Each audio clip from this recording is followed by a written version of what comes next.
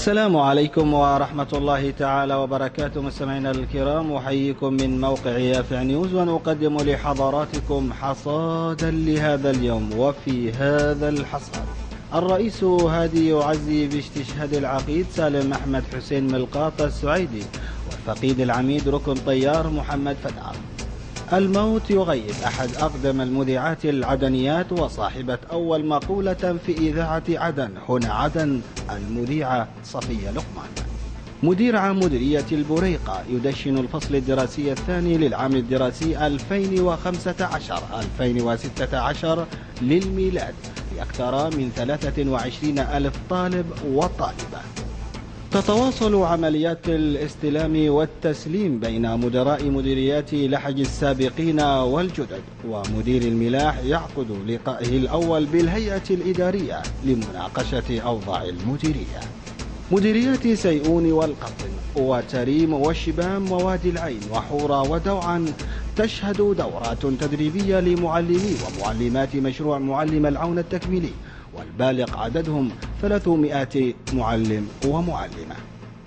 وإلى أخبار الشمال، الرئيس هادي يتوجه إلى إندونيسيا للمشاركة في أعمال القمة الإسلامية غير العادية لمنظمة التعاون الإسلامي حول فلسطين والقدس المحتلة، والتي ستعقد يوم غد في العاصمة الإندونيسية جاكرتا.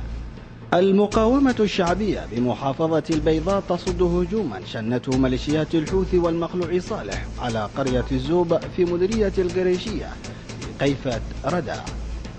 طيران التحالف العربي يشن غارات جوية عصر اليوم على مواقع تابعة لميليشيات الحوثي والمخلوع صالح في محافظة البيضاء ومارب الشماليتين.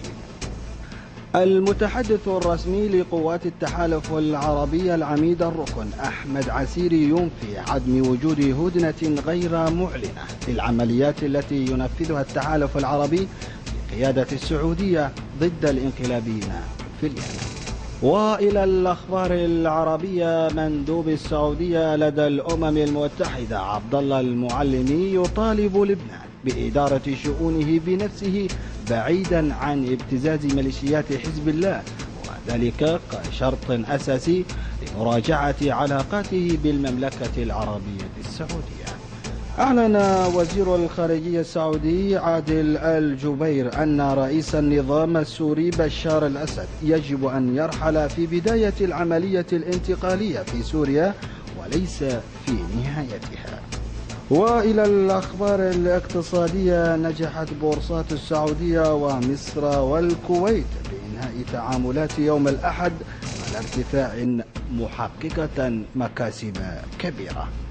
كردستان العراق تعيد إصلاح خط الأنابيب الذي ينقل النفط من شمال العراق إلى تركيا.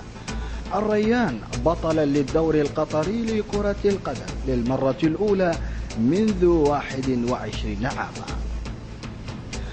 وبرشلونة يحاول البحث عن عقد رعاية جديدة بعد تذبذب المفاوضات مع الخطوط الجوية القطرية سعيا للتوقيع على عقد ينافس على العقود الدعائية ويقدر ب60 مليون يورو. مستمعينا الكرام، قدمت لحضراتكم من موقع يافع نيوز حصادا لهذا اليوم. في ختامه تقبلوا تحيات من التحرير الإخباري أديب السيد وعلي محسن، وهي لكم مني محمد سالم بحميل، كما هي لكم من الإشراف العام من الزميل ياسر اليافعي، وتحيات الزميل المبدع أحمد شلبي. دمتم ودام الوطن بألف خير. إلى اللقاء.